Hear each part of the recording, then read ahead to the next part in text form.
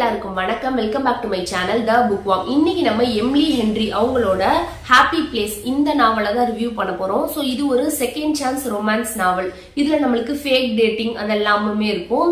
So இந்த புக்ல நம்மளுக்கு ஸ்டோரி எப்படி ஸ்டார்ட் ஆகும் அப்படின்னா, மெயின் கேரக்டர் வந்து ஹாரியட்டுக்கு வந்து ஏஜ் இப்போ 30 ஆயிட்டு இருக்கு. அவங்க வந்து சான் பிரான்சிஸ்கோல ஒரு ஹாஸ்பிட்டல்ல சர்ஜிக்கல் ரெசிடென்ட்டா ஒர்க் பண்ணிட்டு இருப்பாங்க. ஸோ இப்போ வந்து அவங்களுக்கு வெக்கேஷன்ல இருப்பாங்க. ஒவ்வொரு இயருமே வெக்கேஷனை அவங்க ஃப்ரெண்ட்ஸ் கேர்ள்ஸ் கேங்கோட தான் ஸ்பெண்ட் பண்ணுவாங்க. ஸோ ஒரு காட்டேஜ்ல பீச் ஹவுஸ்ல ஸ்பெண்ட் பண்ணுவாங்க. இவங்களோட ஃப்ரெண்ட் யார் அப்படின்னா கிளியோ அண்ட் சப்ரீனா. இவங்க ரெண்டு பேருமே இவங்களோட ஃப்ரெண்ட்ஸ். இவங்கலாம் ஒரு கேர்ள்ஸ் கேங். ஸோ எவ்ரி இயருமே வந்து வெக்கேஷனை அவங்க கூட தான் ஸ்பெண்ட் பண்ணுவாங்க. சப்ரீனாக்கு வந்து ஒரு காட்டேஜ் இருக்கும், பீச் ஹவுஸ் இருக்கும். ஸோ அங்கதான் வந்து வெக்கேஷனை ஸ்பெண்ட் பண்ணுவாங்க. ஸோ இந்த இயருமே அந்த காட்டேஜுக்கு தான் இப்ப ஹாரியட் வந்துட்டு இருப்பாங்க. ஸோ அந்த காட்டேஜ் ரீச் ஆனதுக்கு அப்புறமா அங்க வந்து சப்ரீனா இருப்பாங்க, அவங்களோட பாய் ஃப்ரெண்ட் பார்த்து இருப்பாங்க. அதுக்கப்புறமா கிளியோ இருப்பாங்க, அவங்களோட பார்ட்னர் கிமியும் அங்க இருப்பாங்க.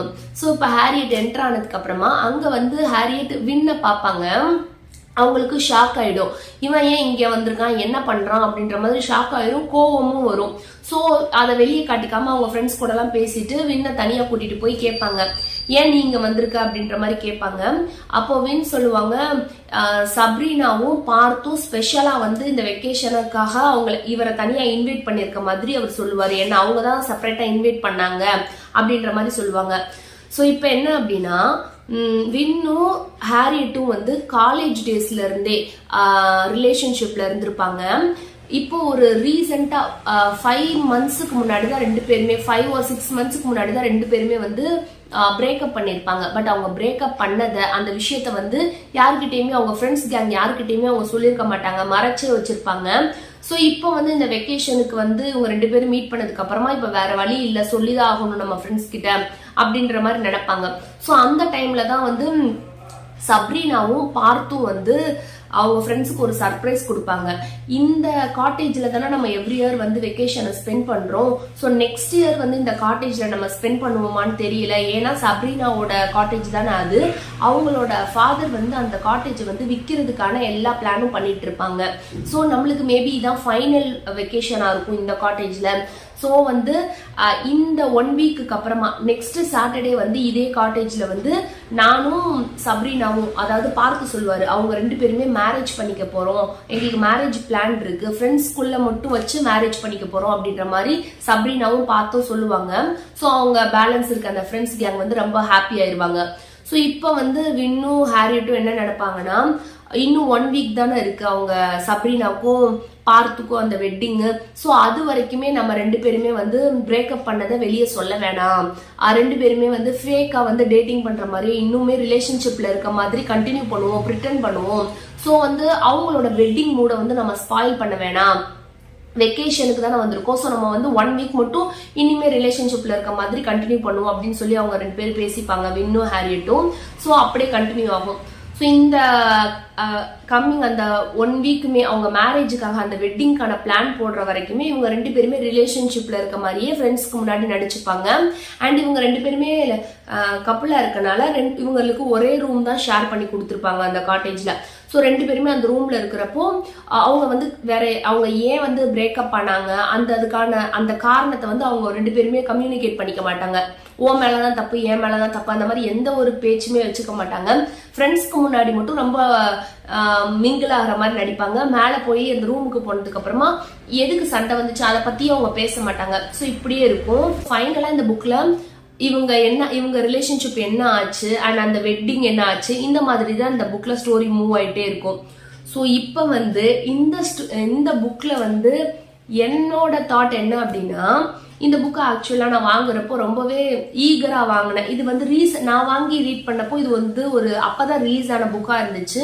அண்ட் எம்லி ஹென்ரியோட வேற எந்த புக்கையுமே இதுக்கு முன்னாடி நான் ரீட் பண்ணதில்லை. இதான் அவங்களோட ஃபர்ஸ்ட் புக்கா நான் ரீட் பண்ணேன். ஸோ எனக்கு ரொம்பவே இது மேல எக்ஸ்பெக்டேஷன் ரொம்ப ஜாஸ்தியா இருந்துச்சு. அண்ட் இந்த புக்ல வந்து நமக்கு நிறைய ரிவ்யூஸ்ல வந்து பயங்கரமான ரேட்டிங்ஸா இருந்துச்சு. எல்லாமே சூப்பர் புக்கு, 5 ஸ்டார் ரேட்டிங் அந்த மாதிரி கொடுத்துருந்தாங்க. அண்ட் இந்த புக்கோட கவருமே நம்மளுக்கு நல்லா வைப்ரண்டா கலர்ஃபுல்லா இருக்கனால ஸோ நானுமே வந்து ஓகே நல்லா இருக்கும் அப்படின்ற மாதிரி ரீட் பண்ண ஸ்டார்ட் பண்ணேன். இதோட ஃபாண்ட்டுமே எனக்கு பிடிச்ச ஸ்டைல்ல இருந்துச்சு. ஸோ ரீட் பண்றதுக்கு ஈஸியா இருக்கும் அப்படின்ற எக்ஸ்பெக்டேஷன் நிறைய வச்சு ரீட் பண்ண ஸ்டார்ட் பண்ணேன். பட் எனக்கு இதுல என்ன பிரச்சனை அப்படின்னா, எனக்கு பிளாட் எல்லாம் பிடிச்சிருந்துச்சு. ஃப்ரெண்டோட வெட்டிங்காக வந்து ஃபேக் டேட் பண்ற மாதிரி இவங்க வந்து 1 வீக் வரைக்கும் ஃபேக் டேட் பண்ணிட்டு இருக்காங்க. இதெல்லாம் ஓகே. பட் இந்த புக்ல ஸ்டோரி ஃபுல்லாமே அது ஒண்ணுதான் இருக்கு.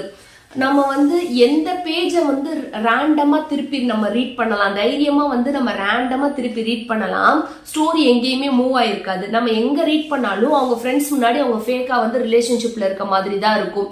நம்ம அப்படியே தான் போகுது. இந்த ஸ்டோரி வந்து ரொம்ப ஸ்லோவா போயிட்டே இருக்கு, டெவலப்பே ஆக மாட்டுது. இந்த ஸ்டோரியில ஒரு ப்ராக்ரஸே இருக்க மாட்டுது. வேற எதுவுமே இதுல நடக்காது. அவங்க ஃப்ரெண்ட்ஸ் முன்னாடி இருப்பாங்க, அப்ப வந்து அவங்க பிரிட்டன் பண்ணுவாங்க 2 பேருமே ரிலேஷன்ஷிப்ல இருக்க மாதிரி இருப்பாங்க. அண்ட் அவங்க ஃப்ரெண்ட்ஸ் எல்லாமே அந்த வெட்டிங்கான பிளான பண்ணிட்டு இருப்பாங்க. பீச் ஹவுஸ்ல போய் அந்த பீச்ல விளையாடுவாங்க. இதெல்லாம் நடக்கும், அவ்வளவுதான் நடக்கும், வேற எதுவுமே நடக்காது. இப்படியே ஃபேக் டேட் பண்ணிக்கிட்டே இருக்க மாதிரி புக் ஃபுல்லா சொல்லியிருப்பாங்க. ஃபைனல் சாப்டர்ல மட்டும் என்ன ஆச்சு, அவங்க சேர்ந்தாங்களா இல்ல அப்படியே அவங்க ரிலேஷன்ஷிப் அப்படியே பிரேக் ஆனதாவே ஆயிடுச்சா அப்படின்ற மாதிரி சொல்லியிருப்பாங்க. ஸோ ரொம்ப ஸ்லோவா இந்த புக் மூவ் ஆச்சு. அதனாலேயே எனக்கு இந்த புக் அவ்வளவா பிடிக்கல. அண்ட் இந்த புக் ஃபுல்லாமே நமக்கு ஹாரியட்டோட பாயிண்ட் ஆஃப் வியூல தான் வந்திருக்கும். பிரசன்ட்ல இப்ப அந்த வெக்கேஷன் நடக்கிறது ஃபுல்லாமே ஹாரியட் சொல்லிட்டே வருவாங்க. அவங்களோட பாயிண்ட் ஆஃப் வியூல இந்த ஸ்டோரி மூவ் ஆகும். அண்ட் வந்து அவங்க பாஸ்ட்ல காலேஜ் டேஸ்ல எப்படி வின்ன மீட் பண்ணாங்க, அவங்க ஃப்ரெண்ட்ஸ்குள்ள அவங்களுக்கு எப்படி வந்து ஃப்ரெண்டை மீட் பண்ணாங்க, அவங்களுக்குள்ள எப்படி செட் ஆச்சு, ஃப்ரெண்ட்ஸோட பாண்டிங் எப்படி இருந்துச்சு, அதெல்லாமே காலேஜ் டேஸ்ல நடந்ததா அதுவுமே வந்து ஹாரியட்டோட பாயிண்ட் ஆஃப் வியூலயே வரும். ஸோ ப்ரெசென்ட்ல வெக்கேஷன்ல நடக்கிறதும் காலேஜ் லைஃப்ல பாஸ்ட்ல நடந்ததும் சேர்ந்தே நம்மளுக்கு ஒவ்வொரு சாப்டரா கொடுத்துட்டு வருவாங்க. ஸோ இவ்வளவுதான் இருந்துச்சு இந்த புக்ல. இந்த புக்ல எனக்கு பெருசா அட்ராக்ட் ஆகிற மாதிரி வேற எதுவுமே இல்லை. பட் உங்களுக்கு இந்த புக் வேணும் அப்படின்னா கண்டிப்பா வாங்கி ரீட் பண்ணுங்க. இதுல வந்து ஃப்ரெண்ட்ஷிப் பத்தி இருக்கும். அவங்க ஃப்ரெண்ட்ஸ் கேங்குக்குள்ள வந்து அவங்க எப்படி வந்து ஃப்ரெண்ட்ஷிப் வந்து எவ்வளவு ஸ்ட்ராங்கா இருக்கு அது பத்தி இருக்கும். ஃபேக் டேட்டிங் இருக்கும். உங்களுக்கு இந்த கான்செப்ட்லாம் பிடிச்சிருக்கு, ஸ்லோவாவே புக் வந்து போனா பரவாயில்ல அப்படின்னா டெஃபினட்டா வாங்கி ரீட் பண்ணுங்க கைஸ். ஸோ நெக்ஸ்ட் வீடியோல பார்க்கலாம். பாய்.